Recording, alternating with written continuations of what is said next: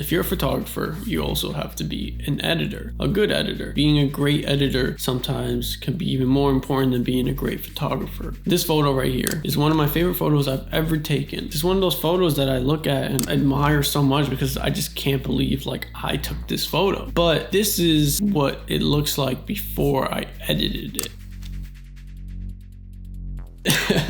It's not great at all. It basically was resurrected in post. Now, saying that I love and I do all the time, fuck it, we'll fix it in post, is what has saved countless photos and videos for me, and will for you as well, the better we get at it. So that's essentially what this is. Let's fix it in post, Moody landscape edition. We'll start out with this photo and how I saved it in post.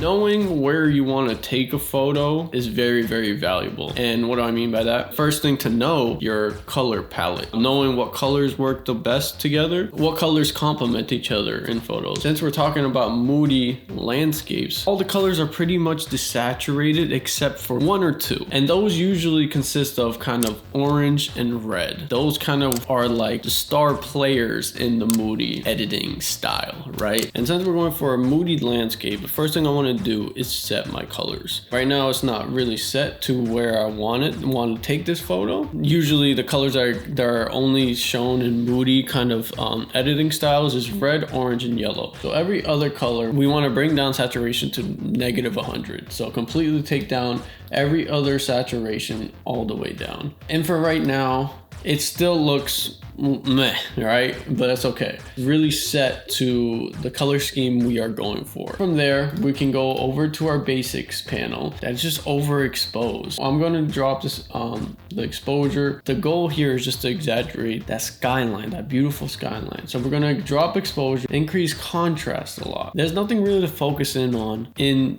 kind of the landscape around us. And we're also going to lower our kind of blacks. Something else I really like to do, the dehaze works really well for this. Already from where it was before to where it is now, it's in a lot better place, I think. I want to bring the shadow just a little bit because I do like the glare the sky has on water. Well, first of all, whoa, we need to align this right. Forgot that. Okay, that's what I should have done first. And so scale, rotate. All right, yeah, that's a lot better. All right. Our skyline is a lot more level. There's no mountain slanted. Okay, I like that a lot. Go back to the colors panel, and the yellow is really the sky, right? I want to bring this up a little bit more to be a little bit more to the yellow side, not really too red. And we're gonna lower the luminancy so we can bring back some of that detail. Increase the saturation a little bit. The orange will be next, and we can see that it does affect it a little bit. We'll bring down the luminancy a little bit more, and also make it a little bit more yellow. I want to come back to the tonal curves. The highlight, I want to bring it up just a little bit. The lights in general, I also want to bring up just a tiny bit. To bring up just as much information as possible we can in that sky and the mountains surrounding it. Oh, something I forgot. For landscapes and architecture, clarity helps with getting it more sharp. I feel like bringing those out more. Portraits, I like the clarity a lot lighter and even like lower, a lot lower, just to complement your features and get a softer touch. But with landscapes and architecture, that's where I like to bring in a little bit more clarity. Now, I want to pull out a mask.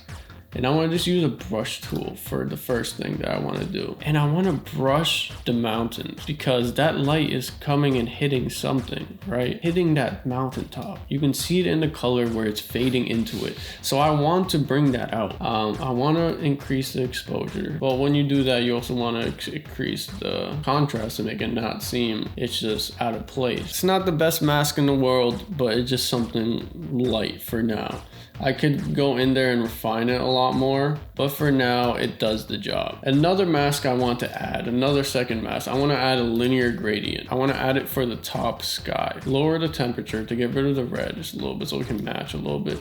And then I want to lower exposure like that. Essentially what I'm doing, I just wanted to match kind of the sequence, the bottom and what we're looking at, because the goal here again was to highlight the yellow light coming through the clouds and hitting the mountain. And moving in next, I kind of just want to add some vignetting. And vignetting, what it's kind of like that circular, like dark circle. This is extreme. I want to add a bit of that to it really kind of like focuses you in to not get distracted by anything else. And now the final thing to come down to is the calibration tab. This tab I feel like is slept on a lot, because you see here the red primary affects the sky, and I really want to bring that out. So this is just an extra kind of push, right? You've done the color, you've done the exposures. You might think, oh, okay, there's nothing more to do. You come down to this last panel and there you go. It could give you that extra push. This is kind of what I kind of came up with, where I like this photo. But yeah, so the final thing that I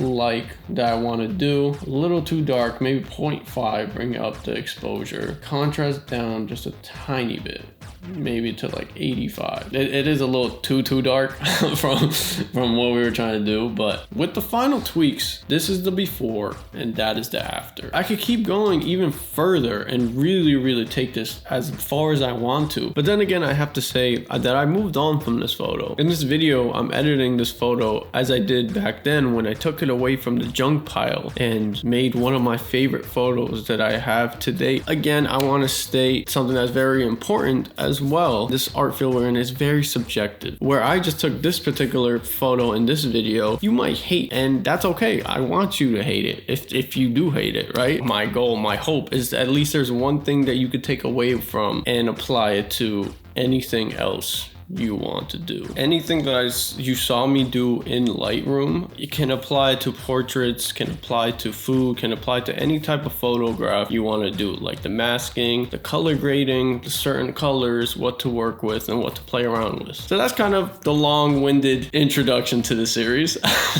One final thing before I end this video, down below in the link in the description, there's going to be a folder you all will have access to. This folder is primarily for you guys to upload any type of photo. If you just want me to edit them, or if you want me to fix them, to try to fix them and post. Some of these videos in the series I want to do like editing your photos. Down below, the drive will be at the top of the description. Upload your photos. I can't wait to see them. Other than that, stay safe, always do what you love, and I'll catch you in the next one.